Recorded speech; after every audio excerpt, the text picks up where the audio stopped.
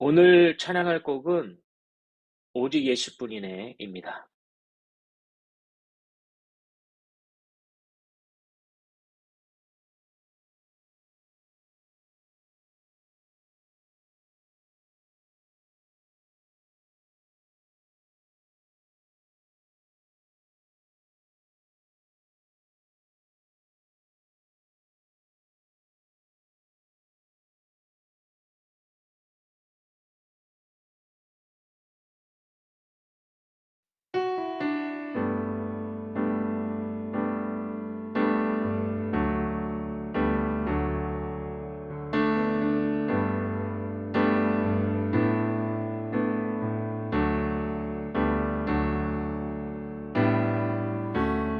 은혜 아니면 살아갈 수가 없네. 호흡마저도 다 주의 것이니 세상 평안과 위로 내게 없어도 예수, 오직 예수뿐이네.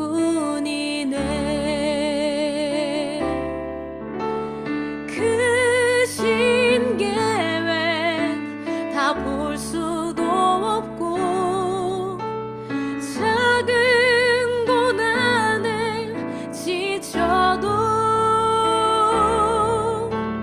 주께 묶인 나의 모든 삶 버티고 견디게 하시네.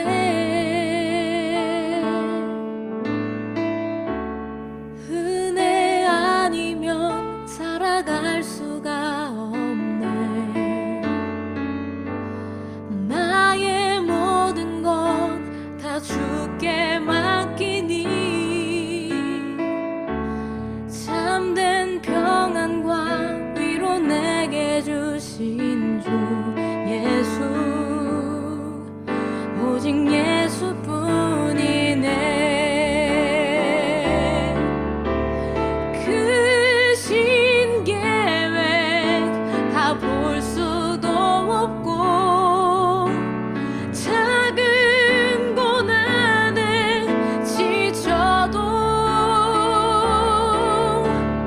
주께 묶인 나의 모든 삶 버티고 견디게 하시네. 크신 계획 다 볼 수도 없고 작은 고난에 지쳐도 주께 묶인 나의 모든 삶 버티고 견디게 하시네.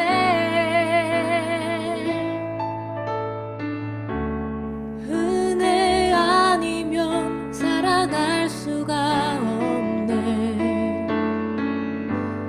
나의 모든 것 다 주께 맡기니 참된 평안과 위로 내게 주신 주 예수, 오직 예수뿐이네.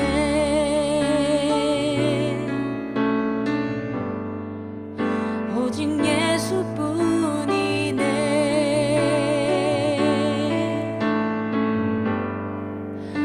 오직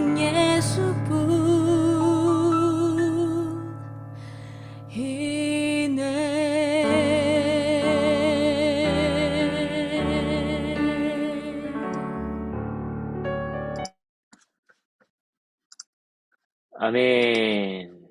아멘. 감사합니다. 이제 우리 목사님 또 귀한 성경 공부 가르침 해주시겠습니다.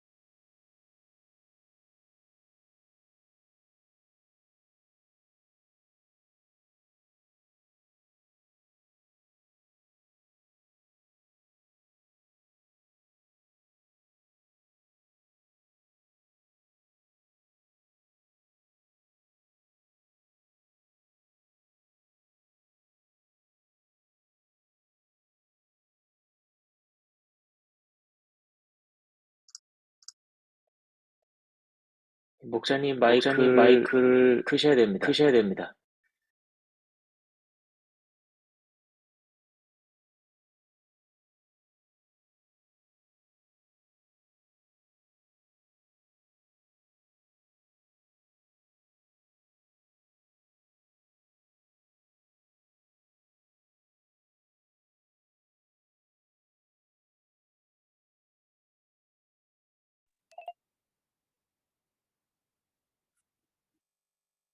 네, 제 소리 이제 들리시죠? 네. 네, 화면도 보이시죠? 우리가 이제 지금 지난 시간부터 우리가 배우는 게 뭐냐면 하나님으로서 예수님의 신성, 그리고 사람의 아들이라는 표현을 가진 인성, 이 두 가지를 우리가 지금 배우고 있습니다. 지난 시간에는 우리가 하나님의 아들로서의 그 신성, 우리가 신성을 배우고 있죠. 마태복음 1장 23절을 보니까 이렇게 되어 있습니다. 보라, 처녀가 잉태하여 아들을 낳을 것이요 그의 이름은 임마누엘이라 하리라 하셨으니, 이를 번역하니 하나님이 우리와 함께 계시다 합니다. 자, 이 말씀은 이사야 7장 14절 말씀에서 온 말씀이라고 했습니다. 그래서 보라, 처녀가 잉태하여 아들을 낳을 것이요 그의 이름은 임마누엘이라 하리라, 이 말씀에서 왔죠. 그러니까 이사야, 그러니까 예수님보다 700년 전에 있었던 예언자 이사야를 통해서 예언된 말씀입니다. 그 말씀을 마태복음에서 다시 기록을 하고 있죠. 그리고 동시에 이사야 9장 6절 말씀에 보면 아주 중요한 말씀이 한 아기가 태어날 것이다. 이 한 아기로 나온다는 말은 육신을 갖고 오신다는 거죠. 근데 그 한 아기로 오는 그 메시아는 전능하신 하나님이시고, 그러면서도 영존하시는 아버지다. 그러니까 영존하시는 하나님 아버지와 같이 있는 God with us라는 뜻이죠. 하나님과 함께 하시는 분이다. 그 아기가 이 땅에 올 것이다. 그러니까 어때요? 유대인들은 벌써 이 700년 전의 이사야 선지자의 예언을 통해서 이 인간이시고 하나님의 아들이신 분이 오실 것이라는 걸 기대하고 있었죠. 그러니까 하나님의 아들로서 그분이 오실 거라는 것을 이미 그들은 듣고 알고 있었다는 겁니다. 그 말씀을 지난 시간에 요한복음 1장 1절에 보니까 어떻게 되어 있습니까? 태초에 말씀이 계시니라. 이 말씀은 그냥 말씀이 아니라 로고스라고 그랬죠. 로고스. 근데 헬라어로 로고스라는 말은 이 세상 전체를 움직이는 원리라고 그랬어요. 그래서 이 세상의 원리로서 태초에 원리가 계셨고, 그 원리가 하나님과 함께 계셨는데 이 원리가 곧 하나님이시다, 이렇게 생각하면 됩니다. 그러니까 말씀이라는 말에 너무 우리가 헷갈릴 수 있는데, 말씀이라는 개념은 원리라는 개념, 이 세상 전체를 돌리는 원리. 자, 요한복음 1장 14절에 보니까 그 이 세상의 기본 원리이신 말씀이신 그분이 육신이 되어서 인간의 몸을 입으시고 우리 가운데 거하심에 우리가 그의 영광을 보니 아버지의 독생자의 영광이요 은혜와 진리가 충만하더라. 이것이 지금 계속 제가 예수님의 신성에 대해서 여러분에게 말씀하고 있습니다. 근데 그 예수님이 요한복음 1장 3절에 보니까 또 어떤 모습이 나옵니까? 그분은 전능하신 하나님으로서 만물을 다 지은 일에 같이 동참하신 그 모습을 표현하고 있죠. 이것도 예수님의 신성입니다. 그러니까 예수님은 어떤 신성이 있어요? 그분은 말씀, 세상의 원리로서 로고스고, 그 말씀이 육신이 되고 또 만물을 지었고, 그러면서 요한복음 8장 58절에 보니까 어떻게 되어 있습니까? 예수께서 이르시되 진실로 진실로 너희에게 이르노니 아브라함이 나기 전부터 내가 있느니라. 내가 있다. 제가 지난번 시간에 말씀을 드렸죠. 에고 에이미, 나는 뭐뭇이다. 그것이 바로 출애굽기 3장 14절에 나는 스스로 있는 자이니라와 같은 신적인 표현이라고 그랬죠. 이 표현은 인간이 쓰는 표현이 아니라 하나님만이 쓰실 수 있는 표현이라는 거예요. 그래서 예수님의 신성을 표현하고 있다고 그렇게 표현을 했습니다. 자, 이런 모습들이 예수님의 신성을 나타내고 있다고 그랬습니다. 자, 그러면 이제 한번 문제를 풀어보겠습니다. 하나님이 이 세상에 아기로 오실 것을 예언한 선지자가 누구였습니까? 누구였죠? 네. 이사야죠. 이사야. 자, 아래에는 예수님의 신성에 대한 구절들이 있습니다. 질문에 한번 답을 해보십시오. 마태복음 6장 몇 절에 동정에서 태어날 아이가 신성을 지니고 있음을 나타내는 히브리어 이름이 나타나고 있습니다. 1장 23. 1장 몇 절이죠? 23절. 그렇죠. 23절. 자, 이 히브리 이름의 뜻이 뭐라고요? 함께 하시고 네, 하나님이 우리와 함께 하시고 하신다. 임마누엘이라고. 임마누엘. 임마누엘. 자, 그 신성을 나타내는 두 가지 칭호가 있습니다. 두 가지 칭호. 그 두 가지 칭호는 이사야 9장 몇 절에 나오죠? 앞에 우리가 공부한 것 가운데 오늘 9장 6절이었죠. 6절. 자, 그 두 칭호가 뭐였습니까? 그 9장 6절에 보면 두 가지가 나와요. 자, 어떤 하나님요? 한 아기가 태어났는데 어떤 하나님이라고 표현해요? 전능하신 하나님. 그렇죠. 그리고 또 하나가 나옵니다. 영존하시는 그렇죠. 하나님. 영존하시는 하나님. 아버지. 그죠? 영존하시는 아버지. 이렇게 표현되어 있죠. 자, 누구에게 이런 이름이 주어진 거예요? 이사야 9장 6절에 보면 그 9장 6절에는 뭐라고 나와 있습니까? 한 아기죠. 그죠? 한 아기에게 이름이 주어졌는데 전능하신 하나님, 영존하신 아버지라고 이름이 지어졌다는 거죠. 그 예수님의 신성을 표현했다는 겁니다. 자, 이제 문제를 푸니까 좀 여러분들이 조금 더 뚜렷해지죠. 자, 요한복음 1장 몇 절에 예수님을 뭐라고 얘기했습니까? 예수님은 태초에 뭐가 계시니라? 말씀. 1장 몇 절이죠? 1절이죠. 1절. 자, 예수님의 신성과 관련해서 이 명칭은 뭘 말하는 겁니까? 태초에 말씀이 계신다. 이거는 뭘 말하는 거예요? 예수님은 이 꼴을 뭐라는 거예요? 하나님이시라는 거죠. 예수님은 하나님이셨다. 이걸 표현하는 거죠. 그죠? 자, 어느 구절에서 말씀이 바로 예수님을 뜻한다는 걸 말해줍니까? 어느 구절에서?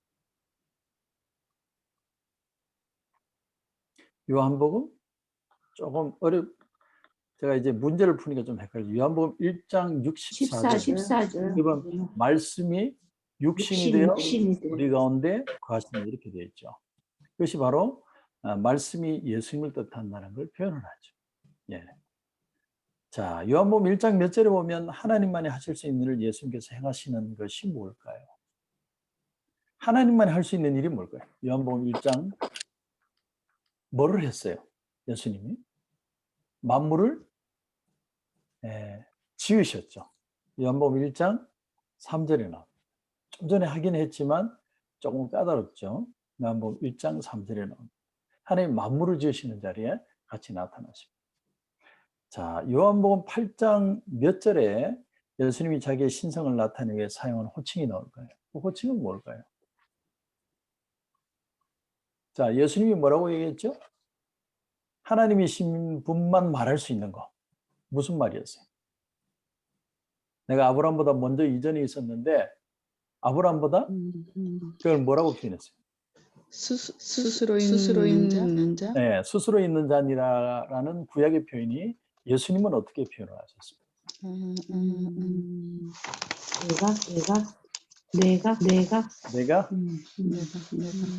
내가 있느니라.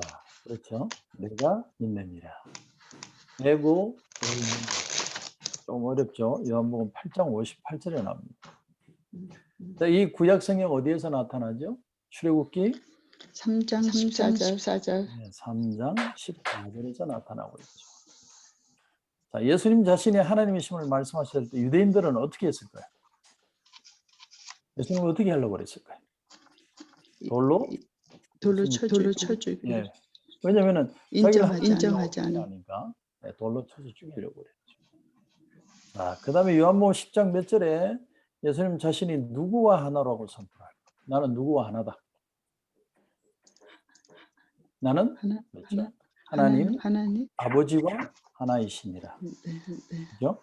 요한복음 10장 30절에 나옵니다. 좀 어렵지만 우리가 안 봤을 수도 있습니다. 자, 요한복음 14장 몇 절에 빌립은 예수님께 뭘 보여달라고 그래요?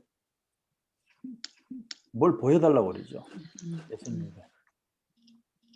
우리에게 누구를 좀 보여주세요. 누굴 보여달라고 그랬어요? 나의 주, 나의 하나님. 네, 나의 주, 나의 하나님인데 빌립은 아버지를 보여달라고 그랬죠. 아버지. 요한복음 14장 9절에 나옵니다. 자, 이 빌립의 요청에 예수님은 어떻게 답을 하십니까? 아버지 보여달라니까 예수님이 뭐라고 그랬어요? 빌립에게? 내가 있는 곳에 나를 본 자는 아버지를 나를 보았느니라. 보자. 어찌하여 아버지를 보이라고 하는. 그죠? 예수님을 보면 하나님이 나타나고 있다. 그 모습을 표현한 것이 요한복음 14장 9절입니다. 여러분 조금 어렵죠? 하지만 예수님의 신성을 지금 제가 다시 한번 쭉 정리를 하고 있는 겁니다. 자, 요한복음 20장 몇 절에 도마가 예수님의 신성을 고백한 말을 하고 있을까요? 도마가 예수님을 뭐라고 표현해요? 나의, 아까 말씀하신 나의 주, 나의 하나님이시니다. 요한복음 10장 28절에 28절. 그때 예수님은 어떤 반응을 보이셨을까요? 예수님 그것을 받아들이세요. 받아들이십니다. 고백을. 자, 다른 유대인이 이 고백을 들었다면 어떤 반응을 보였을까요? 강하게 거부했겠죠. 그렇죠? 자, 그리고 마지막입니다. 골로새서 1장 몇 절에 예수님은 누구의 형상을 가지고 있다고 표현할까요? 보이지 않는 누구의 형상이요? 하나님의 형상을 가지고 있다. 골로새서 1장 15절입니다. 조금 여러분이 어려울 수 있지만 쭉 말씀을 예수님의 신성을 한번 쭉 정리를 했습니다. 외울 필요는 없어요. 단지 이렇게 예수님이 하나님 되심을 드러낸 말씀들이 이런 말씀들이 있구나 하는 것만 여러분이 느끼시면 됩니다. 자, 넘어가 보겠습니다. 사람의 아들. 예수님의 칭호 중에서 가장 많이 사용되는 이해가 안 되는 말이 무슨 말이냐면 인자라는 말입니다. 사람의 아들이라는 말이에요. 자, 인자, 사람의 아들이라는 칭호는 예수님이 자신에 관해 말할 때 주로 사용하는 단어입니다. 인자가 오리라. 인자라는 표현을 자꾸 해요. 근데 이 인자라는 건 사람의 아들이라는 뜻이지만 하나님이면서 사람의 아들이신 독특한 예수님을 표현하는 예수님만 쓰시는 표현이에요. 그러니까 누구도 이런 표현을 쓰지 않죠. 그래서 예수님만 인자라는 표현을 쓰십니다. 자, 이제 우리가 그리스도의 인성에 대해서 이제 공부를 좀 합니다. 다니엘서 7장 13절에서 14절을 한번 찾아보십시오. 다니엘서 7장 13절에서 14절. 누가 한번 읽어봐 주시겠어요? 다니엘서 7장 13절에서 14절.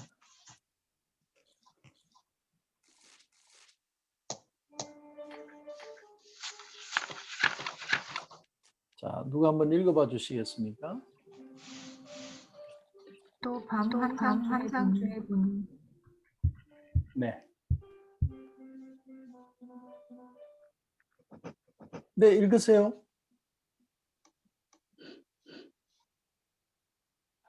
네, 읽어주세요. 괜찮습니다.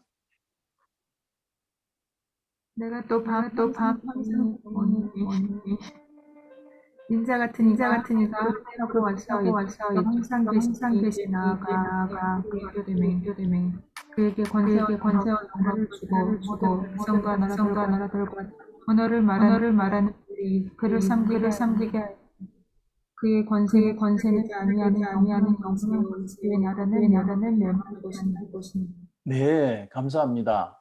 자, 이 구절 읽기가 이렇게 어려웠습니다. 자, 여기 보니까 밤의 환상 중에 다니엘이 보니까 어떤 사람이 나타나요? 인자같이 생긴 사람이 나타났어요. 이 사람이 어떻게 하고 있습니까? 구름을 타고 나타나죠. 구름을 타고 와서 옛적부터 항상 계시니, 이분이 누굴까요? 하나님이겠죠. 하나님 앞에 나오는 거예요. 그 앞으로 인도되는데, 그 인도된 앞에 나왔을 때 하나님께서 영광과 권세와 나라를 주시는 거예요. 그 모습을 지금 표현하고 있는 겁니다. 자, 그런데 여기 인자 같은 이라고 표현하고 있습니다. 자, 사람이면 사람이고 아들이면 아들이지, 사람의 아들은 무슨 뜻일까? 이건요, 진짜 사람이라는 뜻입니다. 진짜 사람. 자, 천사의 아들도 아니고 왕의 아들도 아닌 진정한 사람의 아들이라는 뜻입니다. 근데 그래서 그분이 구름을 타고 오실 걸 예언하죠. 자, 옛적부터 항상 계신 에게 나가 그 앞으로 인도될 것이다. 구름을 타고 인도된 것이 아니라, 자, 옛적부터 항상 계신 에게 나가서 그 앞으로 인도될 것이다. 보시면 이 부분은요, 이런 뜻입니다. 엄청난 고난을 겪고 난 후에 죽음을 이기고 승리해서 하나님 앞에 인도될 것을 얘기하는 거예요. 자, 예수님이 자, 인자 같은 이가 나타나시는데 구름을 타고 그냥 갑자기 탁 나타나서 하나님 앞에 가는 게 아니고, 이 말씀의 뜻은 엄청난 예수님이 고난을 겪고 결국은 십자가를 지시고 죽고 부활하심으로 승리하셔서 하나님 앞으로 가게 될 것을 표현하는 겁니다. 그것이 바로 이 다니엘서 7장 13절 14절의 내용의 표현입니다. 자, 이게 왜 중요하냐면요, 조금 어려운 얘기인데 제가 말씀을 좀 드립니다. 우리 삶에는요, 여러 가지 과정이 있죠. 자, 사람의 아들이 구름 가운데 나타나기 전에 그분도 사람이 겪는 이 삶의 모든 과정들을 동일하게 겪는다는 겁니다. 자, 예를 들면 이 세상의 모든 사람들은 뭐가 있을까요? 태어나는 출생의 순간이 있죠. 태어나는 순간이 있고, 자, 모든 것을 뒤로 하고 떠나는 뭐가 있을까요? 죽음의 순간이 있죠. 죽음. 자, 출생이 있고 죽음이 있습니다. 자, 예수님도 이와 똑같은 과정들이 있다는 거예요. 예수님은 어디서 출생하셨죠? 예수님은 베들레헴에서 태어나셨죠. 자, 그리고 어디서 죽으셨어요? 예수님은 예루살렘. 예루살렘. 그렇죠. 자, 그래서 예수님은 이 출생과 죽음, 또 그 속에 고난을 다 겪으십니다. 자, 그것을 표현하는 구절이 밑에 나오는 성경 구절입니다. 보시면 요한복음 4장 7절에 보니까 사마리아 여자 한 사람이 물을 길러 왔으니 예수님께서 물을 좀 달라 하시니, 물을 왜 달라고 그럴까요? 목이 너무 마르니까 예수님도 물을 달라. 이건 예수님의 인성을 표현하고 있죠. 또 마가복음 4장 8절 38절에 보면 예수님은 고물에서 베개를 하고 주무시더니, 고물이 어디냐면 배가 있으면 배 앞쪽을 이물이라고 그러고요, 뒤쪽을 고물이라고 그래요. 고물이 아니고 이물, 앞쪽이 이물이고 뒤쪽이 고물입니다. 뒤쪽에 머리를 베고 잘 만큼 예수님은 피곤하셨다는 거죠. 자, 요한복음 11장 35절에는 보면 예수님께서 눈물을 흘리시더라. 눈물을 흘리더라. 왜? 예수님도 아픔을 느끼신다는 거죠. 예. 마태복음 4장 2절에 보면 40일을 밤낮으로 금식한 후에 줄이신지라. 그러니까 이 구절들이 보여주는 게 뭐예요? 예수님이 진짜 인간이셨다는 거예요. 진짜 고통을 당하시고 아픔을 느끼시고 예수님이 그 고난을 다 겪으셨다는 인간이라는 걸 표현하고 있습니다.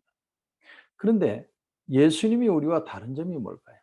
히브리서 4장 15절. 누가 한번 읽어봐 주시겠어요? 히브리서 4장 15절. 예수님은 어떤 분이셨을까요? 히브리서 4장 15절.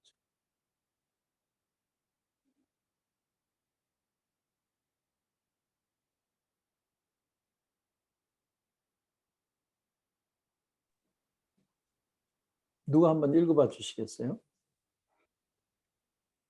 우리에게 있는 대제사장은 우리의 연약함을 동정하지 못하실 리가 아니요 모든 일에 우리와 똑같이 시험을 받으신 이후에 죄는 없으시니이다. 예, 똑같은 시험을 받지만 죄는 없으셨다. 이렇게 표현합니다. 이게 우리와 다른 점이죠. 그래서 일어난 일이 뭘까요? 사도행전 2장 31절에 32절 누가 또 한번 읽어봐 주십시오. 사도행전 2장 31절에 32절. 죄가 없으시기 때문에 일어난 일이 뭡니까?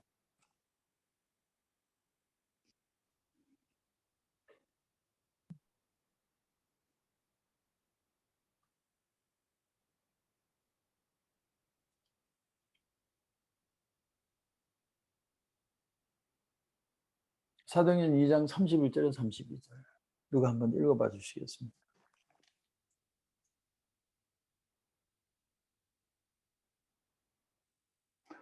오늘은 성경 구절을 읽는 내용이 많아서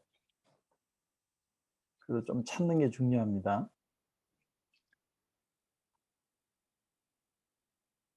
미리 본고로 그리스도의 부활을 말하되 그가 음부에 버림이 되지 않고 그의 육신이 썩음을 당하지 아니하리라 하더니 이 예수를 하나님이 살리신지라 우리가 다 이 일의 증인이로다. 예, 감사합니다. 예수님이 죄를 범치 않고 모든 삶을, 인간의 삶을 다 겪고 죽으셨을 때 하나님 아버지께서 그를 죽은 가운데서 살려내셨다. 이렇게 표현합니다. 왜냐하면 죄가 없으시기 때문에 주님은 십자가에 죽으셨지만 살려내신 거죠. 이것이 완전한 인간이시면서 또한 하나님께서 죄가 없으신 것을 살려내신 인자로서의 예수님의 모습이라는 겁니다. 자, 부활하신 이후에 예수님은 40일 동안 지상에 계셨습니다. 부활하신 예수님은 지상에 계시다가 40일 후에 결국 어디로 가십니까? 사도행전 1장 9절에서 11절 누가 한번 읽어봐 주시겠습니까? 사도행전 1장 9절에서 11절.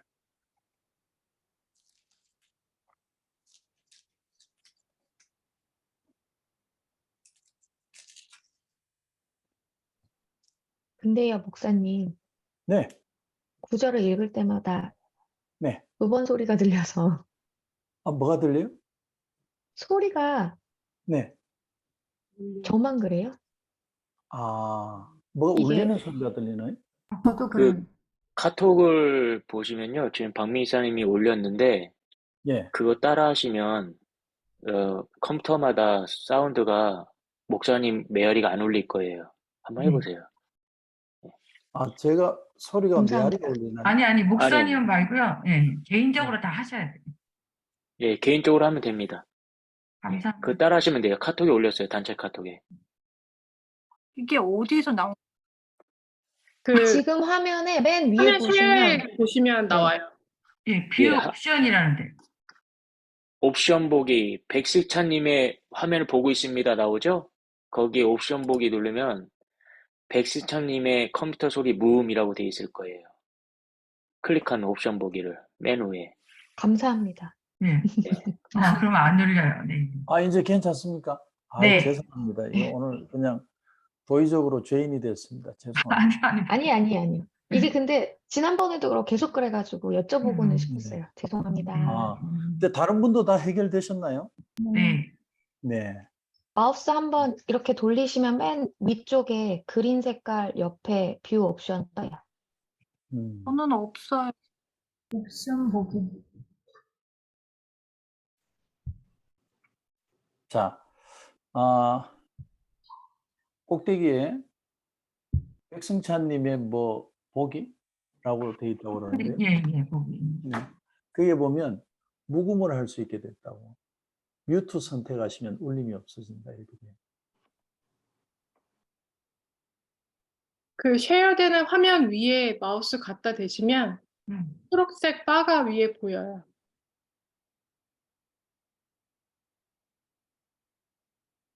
네, 그 카톡에 보니까 이렇게 동그라미를 쳐서 표시를 해두셨네요. 뮤트. 그래서 자, 성경 구절은 제가 읽어보겠습니다. 이 말씀을 마치시고 그들이 보는데 올려져 가시니 구름이 그를 가려 보이지 않게 하더라. 올라가실 때 제자들이 자세히 하늘을 쳐다보고 있는데 흰옷 입은 두 사람이 그들 곁에 서서 이르되 갈릴리 사람들아 어찌하여 서서 하늘을 쳐다보느냐? 너희 가운데서 하늘로 올려지신 이 예수는 하늘로 가심을 본 그대로 오시리라 하셨느니라. 자, 이 말씀은 부활하신 예수님이 40일 후에 통과하신 새로운 과정, 이 과정은 뭘까요? 예, 승천을 말하죠. 승천. 그죠? 승천하신 거죠. 자, 이제 곧 예수님은 인간의 몸을 가지고 다시 오실 것입니다. 그러니까 예수님이 부활하신 인간의 새로운 몸을 가지고 이제 오시는데 어디로부터 이 땅에 다시 오십니까? 이 구절을 보니까 사도행전 1장 9절에 11절을 보니까 하늘로부터 오죠. 하늘로부터. 그죠? 하늘로부터. 자, 여기 사도행전 1장 11절을 보면 어떤 형상으로 예수님은 재림을 하실까요? 그대로. 예. 죽음에서 부활하셨을 때 어떤 모습이요? 지니셨던 그대로. 육신의 모습 그대로. 그죠? 그러니까 예수님이 이 땅에 재림할 때 우리가 볼 모습은 어떤 모습이에요? 예수님이 부활하셨을 때 그 육신의 모습, 그 모습 그대로 우리가 보는 거예요. 그죠? 이게 성경이 우리에게 얘기해 주는 겁니다. 그러니까 이 부분에 딴 얘기를 하면 안 되고 죽으셔서 부활하셨을 때 지니셨던 그 육신의 모습, 그걸 그대로 우리가 보게 될 것인가 하는 겁니다. 이것이 우리가 예수님의 재림 때 예수님을 보게 될 예수님의 형상이에요. 자, 그러므로 우리는 사람이 되신 예수님이 겪으신 5 과정을 정리해 볼 수 있습니다. 자, 예수님은 인간으로서 첫째 탄생을 하셨고요. 그 다음에는 죽으셨고, 그 다음에 부활하셨고, 그 다음에는요 승천하셨고, 또 이제 마지막으로 재림하실 겁니다.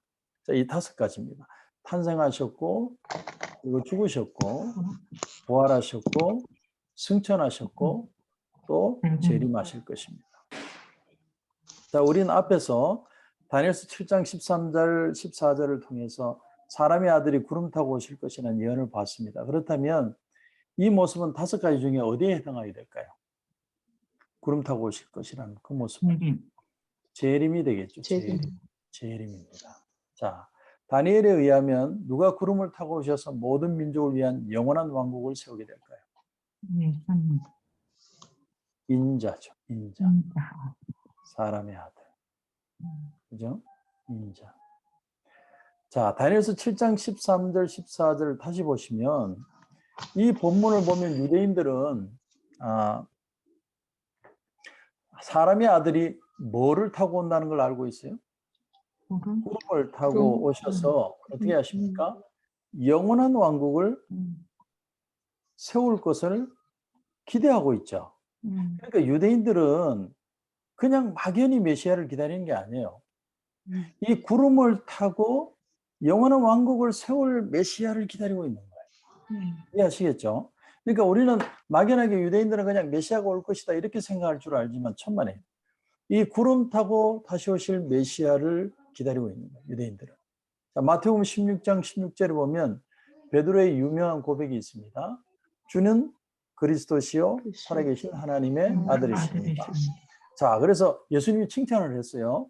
바요나 시몬아 네가 복이 있도다. 이를 너에게 알게 하니는 사람이 아니라 하늘에 계신 내 아버지다. 이렇게 칭찬을 했습니다.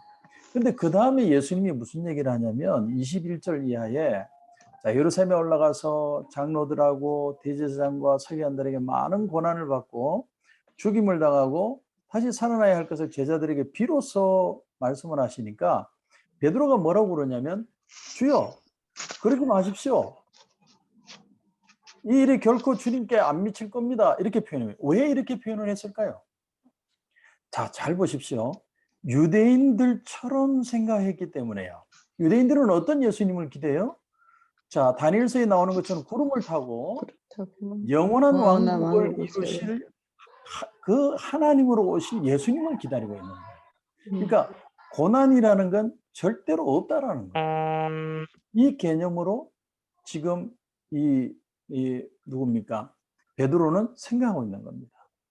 자, 그래서 마태복음 16장 21절을 초록색으로 밑줄을 그어라 이렇게 표현했습니다.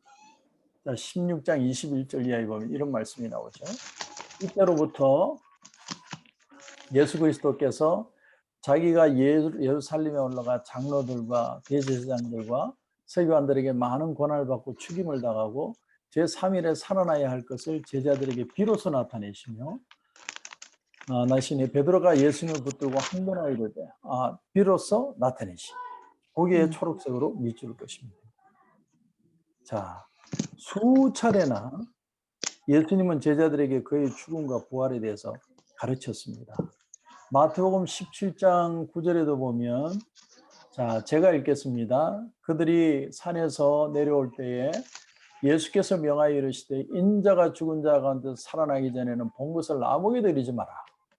이게 언제 한 얘기냐면 변화산에서 예수님이 변화되신 후에 하신 말씀입니다. 또 마태복음 17장 22절 23절에도 보면 갈릴리에 모일 때에 예수께서 제자들에게 이르시되 인자가 장차 사람들의 손에 넘겨져 죽임을 당하고 제3일에 살아나리라 하시니 제자들이 매우 근심하더라. 이렇게 되어 있습니다. 자, 제자들의 마음속에는 뭐 때문에 이렇게 걱정이 있는 겁니까? 유대인들의 개념 때문이죠. 유대인들은 뭐예요? 이 메시아는 구름 타고 영원한 왕국을 만들시기 위한 메시아가 와야 된다는 거예요. 근데 자꾸 예수님이 고난 그러시니까 이게 심각해지는 거예요. 메시아는 고난 당한다는 그 개념이 없는 거예요. 그래서 자꾸 예수님이 십자가에 고통을 당하고 십자가에 달려 죽을 얘기를 하니까 고난과 근심이 그들 속에 계속 쌓여 있었더라. 자, 그래서 우리가 지금 신앙도 마찬가지입니다. 우리에게는 반드시 뭐가 있어야 돼요? 신앙생활 하다 보면 고난이 있죠. 고난이 있습니다. 근데 이 고난은 뭐예요? 과정이라는 겁니다. 과정. 자, 이 과정을 지나야 뭐가 온다는 겁니까? 부활이 있다라는 거예요. 부활. 자, 그러니까 우리 신앙의 비밀은 뭡니까? 내가 고난을 겪을 때, 이 고난이 고난으로 끝나는 게 아니고 이 고난에서 내가 죽는 경험을 하는 거구나. 내가 죽는 경험을 하고 내가 죽고 내 속에 예수가 살면 어떤 일이 일어나는 거예요? 이 고난이 오히려 고난으로 끝나지 않고 내 신앙을 성숙케 하고 더 풍성케 하는 결과를 나타낸다는 거예요. 그래서 고난은 반드시 있다라는 거예요. 근데 그 고난은 우리를 죽게 하지만 다시 부활하게 하는 능력이라는 거예요. 자, 그러면 그 밑에 보면 그런데 누가 우리로 하여금 진리의 일부분만 알고 여전히 진리를 알고 이해하는데 어린아이와 같은 상태로 남아있기를 원할까요? 자, 이 고난이 없다. 이렇게 말하는 게 누굴까요? 계속 와서 얘기하는데 사탄이 자꾸 고난이 없다고 그래요. 우리는 고난 없어. 고난은 없어. 고통은 없어. 해피한 것만 있어. 라고 표현하지만 그게 아니라 고난을 통해 우리는 죽음을 경험하고 부활을 경험하며 신앙은 성숙할 수 있다라. 자, 정리해 보겠습니다. 예수님은 하나님의 아들이고 사람의 아들입니다. 신성과 인성을 동시에 가지고 계십니다. 이것을 성육신의 교리라고 그래요. 자, 성육신의 교리. Doctrine of Incarnation이라고. 자, 하나님의 아들로서 예수님의 모습을 보면 자, 한 아기가 우리에게 낳고 자, 그의 이름은 전능하신 하나님이고 영존하시는 아버지다. 자, 그리고 예수님의 그 신성을 나타내는 말이 또 어디 있습니까? 요한복음 1장 14절에 그분이 육신을 입으시고 우리 가운데 거하셨다는 표현. 또 요한복음 8장 58절에 보면 내가 있는이라는 표현. 이런 것들이 다 예수님의 신성을 표현한다고 그랬죠. 자, 사람의 아들도 보십시오. 사람의 아들로 표현은 인자라는 표현이라고 그랬죠. 다니엘서 7장 13절 이하에 나온다고 그랬습니다.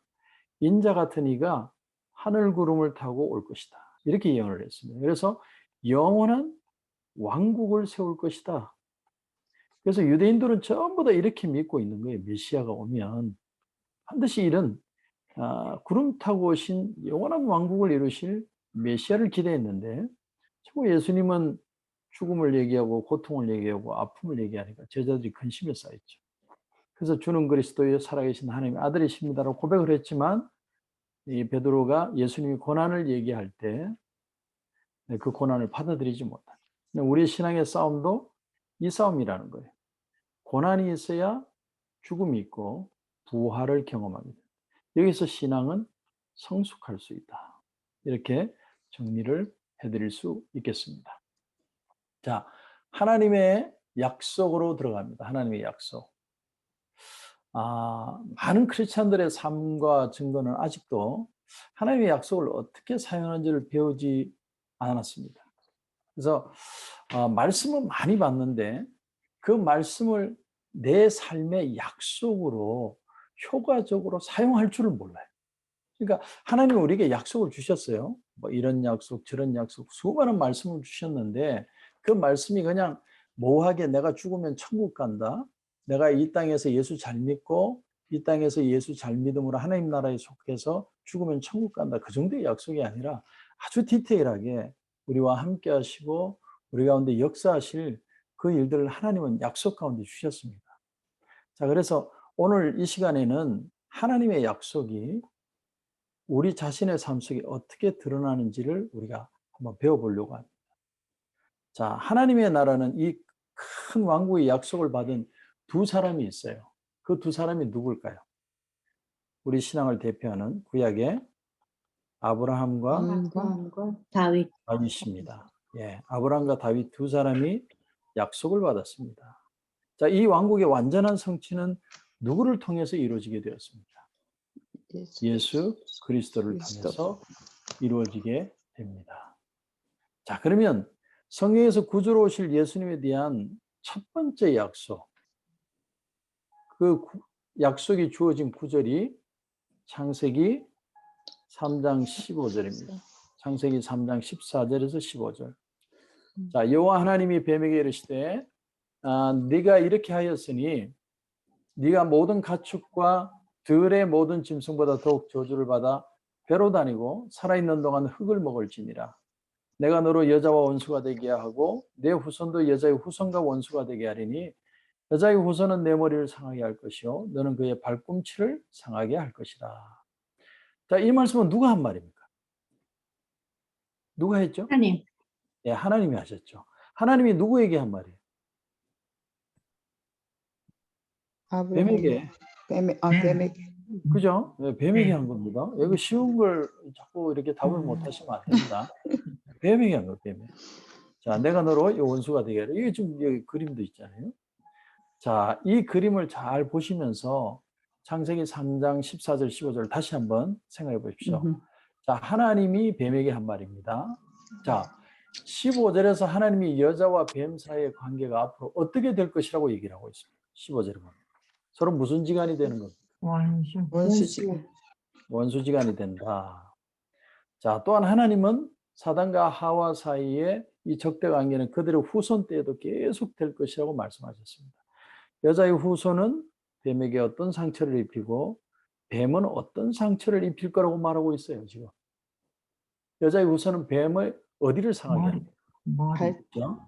예, 동물은 대가리라고 그럽니다. 대가리. 대가리. 뱀의 대가리를 상하게 할 것이요. 뱀은 그의 뭐를요? 발꿈치를 상하게 할 것이다. 하나님께서 이 약속을 주신 뒤에 수천 년이 지나서 하와의 후손이 태어났습니다. 그리고 하나님의 약속을 성취했습니다. 이 약속을 성취한 분이 누구시죠? 바로 예수 그리스도죠.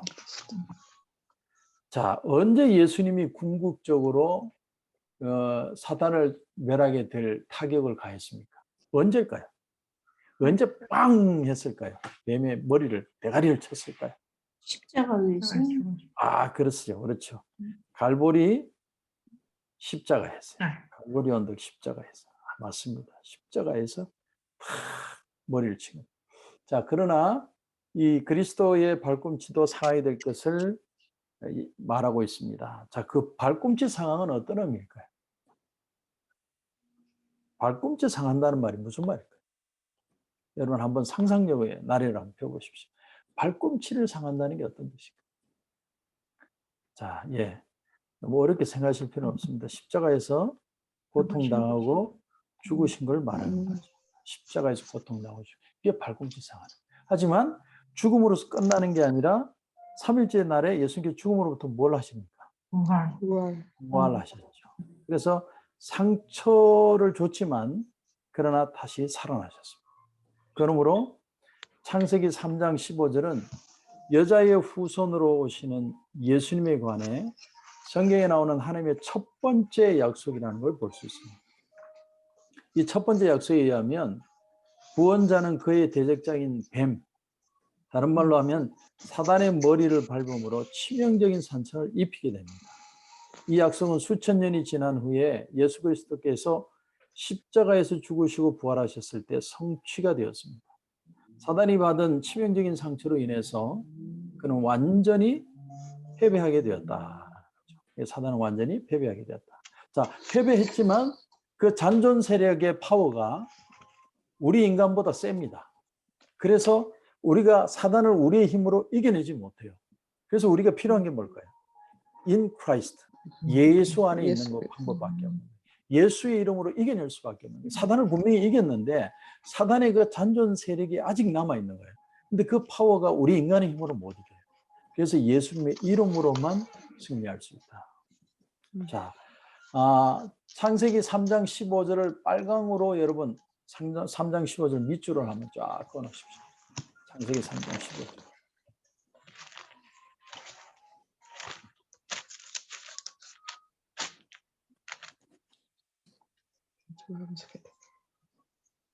자, 밑줄을 그으셨죠? 하나님은 아브라함에게 왕국 약속을 주셨습니다. 얼마나 오랜 세월이 지난 뒤에 예수 그리스도를 통해서 이 왕국 약속이 성취되었죠? 아브라함에게 약속한 게 얼마 후예요? 우리 배웠습니다. 2000년. 그렇죠. 2000년 후죠. 2000년 후. 2000년. 자, 하나님은 다윗에게 그의 가문에서 영원한 왕이 나올 것을 말씀하셨습니다. 얼마나 오랜 세월이 지난 후에 예수 그리스도를 통해서 이 약속이 성취가 되었을까요? 다윗에게. 다윗. 천년. 천년. 자신 있게 하십시오. 틀려도 괜찮습니다. 틀리는 걸 두려워하지 마십시오. 누가 뭐라고 안 합니다. 자, 갈라디아서 4장 4절. 누가 한번 이 말씀을 좀 한번 찾아보세요. 갈라디아서 4장 4절.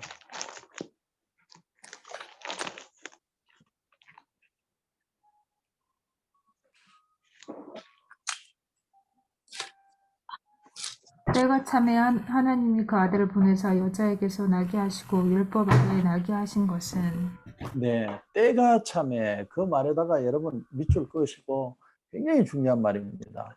물론 정확한 시기로는 정치적으로 문화적으로 모든 것이 통합된 로마의 시기 그 때를 말하지만 하나님의 때가 있다 이걸 보여주는 겁니다. 하나님의 뜻은 반드시 이루어지는데 언제 이루어져요? 하나님의 때에 이루어진다는 거예요. 하나님이 그걸 가르쳐 주셨어요. 무려 몇 년이 걸렸어요? 하나님의 약속이 아브라함을 통해서 2000년 만에 이루어졌어요. 그러니까 우리에게 지금 필요한 건 뭘까요? 하나님의 뜻은 반드시 이루어진다. 그걸 믿는 거예요. 근데 그 뜻이 이루어지는데 그 뜻을 이루어질 때까지 우리가 해야 될 건 뭡니까? 기다리는 거예요. 기다리는 게 신앙이라는 거예요. 기다리지 못하면 하나님의 뜻을 발견할 수 없습니다. 그래서 우리가 기다림으로 하나님의 뜻을 발견하게 되고 하나님의 뜻이 이루어지는 걸 체험하게 되는 거예요. 저도 목사로서 이렇게 주의 사역을 하지만 어떤 때는 조금만 더 기다릴 거예요. 조금만 더 기다리면 하나님 기적을 보여주셨을 텐데 내가 먼저 사고 치는 바람에 사고로 인해서 하나님의 그 뜻이 더 적게 나타나는 거죠. 아니면 그 후에 후회하게 되는 일들이 일어나요. 그러니까 예수 믿는 사람은요, 하나님의 때가 있다라는 거예요. 그때까지 기다리면 반드시 하나님의 역사는 나타나게 된다. 자, 오늘은 여러분에게 나눠준 내용을 다 하고 끝낼 수 있을지 모르겠네요. 자, 약속이라는, 계약이라는 개념을 좀 설명을 하고 마무리 좀 하겠습니다. 자, 성경에 약속, 계약이라는 개념을 여러분이 좀 이해를 하려면 고대 봉건 제도를 먼저 좀 알아야 됩니다. 자, 봉건 영주라는 게 있죠. 영주와 왕이 맺었던 것과 똑같은 성격의 계약을 성경에서는 언약이라고 표현합니다. 언약. 자, 언약. 우리가 하나님과 언약을 맺어요. 하나님과 언약 관계 속에서 하나님과 우리 사이에 하나님의 자녀로서 삶을 살아갑니다. 이걸 잘 이해하셔야 돼요. 자, 이 왕은요, 모든 자기 영토를 다 다스릴 수가 없어요. 그래서 어떻게 했냐면 그 지역마다 봉건 영주들을 통해서 지역을 다스리게 만들었습니다. 그래서 이 영주들은 어떻게 했냐면 할당된 땅에다가 장원을 만들어서 그 밭을 경작하는 거죠. 밭을 사람들이 경작하게 만드는 거예요. 그래서 이 수확물을 나중에 뭐로 받을까요? 텍스로 받는 겁니다. 이렇게 해서 자기도 또 어떤 수확물을 받고 또 그 봉건 영주들은 또 왕과의 관계가 있기 때문에 또 농사지은 소득을 왕에게 또 자기에게 준 그 땅의 권한으로서 왕에게 또 바쳤습니다. 그러니까 왕과 봉주의 개념, 이것이 바로 계약의 개념입니다. 성경이 말하는 커버넌트의 개념은 이런 의미가 참 강합니다. 커버넌트라고 하죠. 계약의 개념입니다. 왕과 봉주의 개념이에요. 그래서 우리가 신앙생활하면서 11조 생활도요. 하나님이 내 모든 삶의 영역, 바운다리를 주셨어요. 그것을 우리가 성경에 보면 분깃이라고 표현하죠. 분깃. 내 삶에 어떤 바운다리를 주셔서 거기서 일하게 하시고 거기서 축복의 삶을 살게 해주셨습니다. 근데 우리가 하나님 앞에 11조를 드리는 건 뭘 의미하느냐면 이 모든 것이 하나님의 것인데 하나님이 지켜주심에 감사하는 의미로 드리는 거죠. 그런데 이 당시 왕과 영주도 이런 개념입니다. 세금을 바치면 왕은 이 사람을 군대를 통해서 보호해주게 되어 있습니다. 근데 뭐 일부만 바치는 만큼만 보호하는 게 아니라 정말 어떤 일이 일어났을 때 그 영주에게 일어난 일을 반드시 왕은 지켜주고 보호해주는 거예요. 그런 의미로 텍스를 받은 거죠. 이것이 약속의 개념이에요. 자, 그러니까 하나님과 언약을 맺는다는 것은 관계를 맺음을 의미합니다. 그러니까 어떤 물건 혹은 돈이나 권력을 주고 받는 게 아니고 관계를 맺는 겁니다. 관계. 그러니까 이 계약을 맺는다는 뜻을 히브리어로는요, 브리트라는 단어를 쓰거든요. 이 브리트라는 단어는요, 원래 빵을 함께 먹는다 이런 뜻입니다. 그래서 성경에 보면 먹는 얘기가 많이 나오죠. 뭐 앉아가지고 빵 먹고 잔치 벌리고 자꾸 먹는 얘기가 나오잖아요. 그 먹는 얘기가 뭘 뜻하냐면 같이 관계를 맺는다는 거예요. 하나님과 우리 관계 속에도 먹는 관계를 맺고요. 사람과 사람 가운데도 이 먹는 걸 통해 관계를 맺습니다. 함께 식사를 하던 풍습이 이제 이런 관계, 계약을 의미한다. 그래서 출애굽기 19장 5절에서 6절을 보면 세계가 다 내게 속하였나니 내가 내 말을 잘 듣고 내 언약을 지키면 너희는 모든 민족 중에서 내 소유가 되겠고 너희가 내게 대하여 제사장 나라가 되며 거룩한 백성이 되리라. 너는 이 말을 이스라엘 자손에게 전할지니라.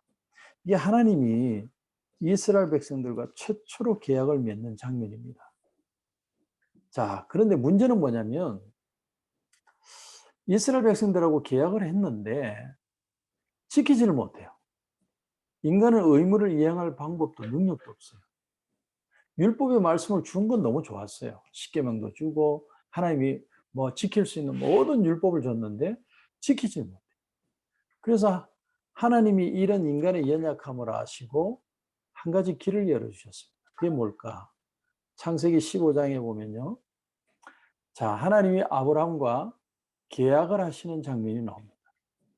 창세기 15장 9절에서 11절에 보면 여호와께서 그에게 이르시되 나를 위하여 3년 된 암소와 3년 된 암염소와 3년 된 순양과 3비둘기와 집비둘기 새끼를 가져올지니라. 아브라함이 그 모든 것을 가져다가 그 중간을 쪼개고 그 쪼갠 것을 마주 대하여 놓고 그 새는 쪼개지 아니하며 솔개가 그 사체 위에 내릴 때는 아브라함이 쫓았더라. 자, 이 말씀을요, 사람들이 사실은 잘 이해를 못했어요. 신학자들이. 이해를 못하다가 언제 이 말을 이해하게 되느냐면 1940년도에요. 그 에블라의 토판 문서라는 게 발견이 돼요. 근데 이 토판 문서가 어디서 발견이 되냐면 그 1940년경에 아수르 왕의 도서관이라는 게 고대 문화가 발굴이 되는데 그게 에블라 토판 문서라는 게 몇십만 장이 나오는 겁니다. 그걸 이제 고대 유물 속에서 발굴을 해냈습니다. 근데 아브라함 시대 고대 근동 국가들은요, 그때 당시에는 종이가 없었어요. 그래서 진흙을 얇게 구워가지고 진흙이 굳기 전에 그게 꼬챙이 같은 것으로 글자를 적은 겁니다. 여러분, 그래서 뭐 새 발자국 같은 거, 뭐 이런 상형 문자, 쐐기 문자, 여러분 그런 거 배우셨죠? 그렇게 글자들을 기록을 한 거예요. 근데 이 에블라 토판 문서를 발견을 해서 식별을 해보니까 놀랍게도 전부 다 그 내용이 무슨 내용이냐면 짐승 쪼개는 얘기밖에 안 나오더라고요. 짐승 쪼개는 얘기. 아, 그래, 짐승 쪼개는 얘기가 왜 이렇게 많을까? 나중에 보니까 이게 컨트랙트 페이퍼더라는 거죠. 계약서더라는 거죠. 계약서.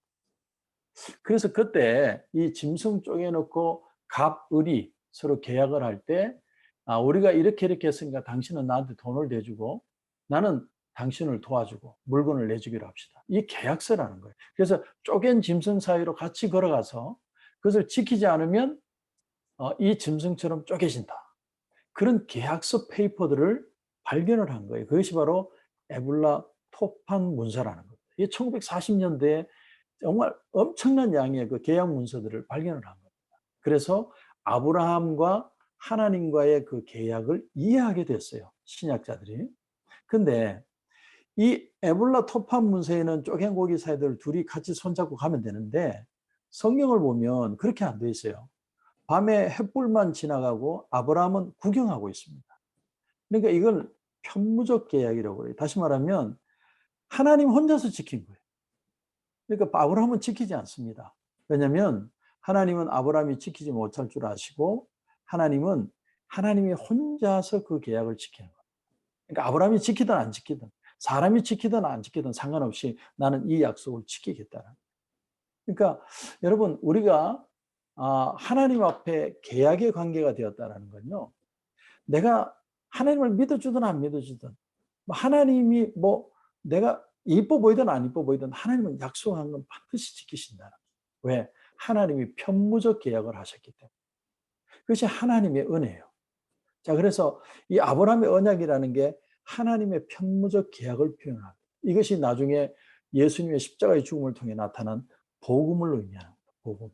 이 복음 안에는 모든 것을 다 사하시고 위로하시고 회복하시는 역사들이 있는 이유가 뭐냐면 하나님의 편무적 계약을 표현하고 있다는 거예요. 그래서 이 마태복음 7장 11절에 보면 너희가 악한 자라도 좋은 것으로 자식에게 줄 줄 알거든 하물며 하늘에 계신 너희 아버지께서 구하는 자에게 좋은 것으로 주시지 않겠느냐. 여러분 7장 11절을 나중에 찾으시고 옆에다가 약속이라고 적으십시오. 약속. 하나님의 약속입니다. 그러니까 편무적 계약이에요. 하나님은 이제 인간이 못 지킬 줄 아시고 그 짐승 쪼갠 사이로 횃불이 지나가는 본인만 지나가시는 거예요. 하나님이 이 약속을 다 지키신 거예요. 이제 우리가 믿음으로 받아들이기만 하면 누구든지 하나님의 자녀로서 이 약속 가운데 갈 수 있도록 만들어주십니다. 다시 한번 정리를 하면 약속 계약이라는 건 뭘까요? 관계라는 거예요. 관계. 내가 하나님 안에 있고 하나님이 나와 함께 하심을 믿는 이 관계 속에 우리가 있다. 그러니까 우리가 무슨 축복을 받아서 물질로 축복받고 잘 되고 잘 살고 이런 건 후차적인 문제고 하나님은 계속해서 우리와 그 서로 이 관계 속에 있기를 원합니다. 아버지와 아들의 관계, 아버지와 딸의 관계. 그 속에서 하나님은 계속 우리에게 은혜 주시기를 원하십니다. 이것이 바로 편무적인 계약이라는 겁니다. 이게 바로 복음이에요. 그래서 우리가 하나님 앞에 나가기만 하면 언제든 하나님 우리를 받아주시고 우리와 함께 하십니다. 그래서 오늘 그 밑에 보면 성구모음이라는 걸 제가 쫙 적어뒀습니다. 이 내용이 뭐냐면 시험이 빠진 사람에겐 이런 약속을 하시고 죄책감에 억눌린 사람에게는 하나님이 이런 약속을 하셨고 기도하는 사람에게는 이런 약속을 하셨고 이게 전부 하나님이 지키시기로 하신 거예요. 왜? 하나님이 편무적으로 계약하셨기 때문에. 우리가 지키든 안 지키든 나는 지킨다 이렇게 말씀하신 거예요. 그래서 하나님과의 관계 속에 있으면 이 일은 반드시 이루어진다는 거예요. 그러니까 하나님 앞에 나오면 이루어져요. 그래서 여러분이 이 성구 몸을 가지고 숙제를 하나 내겠습니다. 숙제가 뭐냐면 이 내용을 가지고 지금 혹시 시험에 빠진 성도가 있든지 죄책감에 고통당하는 성도가 있든지 기도하고 있는 성도가 있든지 하나님을 찾는 성도가 있든지 딱 보시고 한 분만 여러분이 편지를 보냈어요. 편지. 요 내용을 가지고. 집사님, 내가 보기에는 집사님이 이 말씀이 힘이 될 것 같아서 제가 보내드립니다 하고 한번 보내주세요. 이렇게 메일로. 그러니까 저 카톡으로 보내지 마시고 이왕이면 적어서 메일로 편지로 보내주시면 더 좋고요. 아니면 정 안 되면 카톡으로라도 보내셔서 집사님이 이런 위로의 말씀을 내가 드리고 싶습니다. 그리고 나서 다음 주에 느낀 점을 와서 제가 질문을 할지 안 할지 모르겠지만 여러분이 한번 그렇게 한번 하시면 좋겠어요. 그래서 제가 각 파트별로 어려움을 당하는 분들을 위한 말씀들을 쭉 적어뒀습니다. 그래서 여러분들이 이 말씀을 참고로 해서 한번 위로의 말씀을 이번 주에는 주시면 좋겠습니다. 하나님과 우리의 사이는 약속의 관계로 이루어졌다. 근데 우리는 지키지 못할 줄 알고 하나님이 편무적 계약을 하셔서 누구든지 이 사실을 믿는 자에게는 이 약속이 이루어지도록 만들어 주셨다. 지키지 못할지라도 믿을 수 있다면 하나님 반드시 약속을 이루신다. 이 믿음 안에서 꼭 여러분들도 새 힘을 얻기를 주님의 이름으로 축원합니다. 제가 한번 기도드리고 마치도록 하겠습니다. 기도하겠습니다. 하나님 은혜를 감사합니다. 오늘 이 시간에는 우리가 예수님의 신성과 인성 그리고 하나님의 약속에 대한 얘기를 생각해 보았습니다. 십자가의 그 죽음 또 부활하심 또 재림 때 다시 오실 예수님 구름 타고 오실 예수님의 모습은 우리 인간의 고난과 함께 하시고 또 그 고통 속에 죄는 없으신 분으로 또 부활하심으로 말미암아 우리에게 약속을 주시고 약속을 이루시는 하나님이신 줄 믿습니다. 우리가 다시 한번 이 믿음 안에서 하나님의 약속을 믿고 승리하는 귀한 삶이 되게 하여 주옵소서. 오늘도 하나님께서 단잠 잘 수 있도록 하나님 인도해 주실 줄 믿고 주님 은혜 감사하며 예수님의 이름으로 기도드립니다. 아멘. 아멘. 감사합니다. 수고하셨습니다. 고맙습니다. 감사합니다.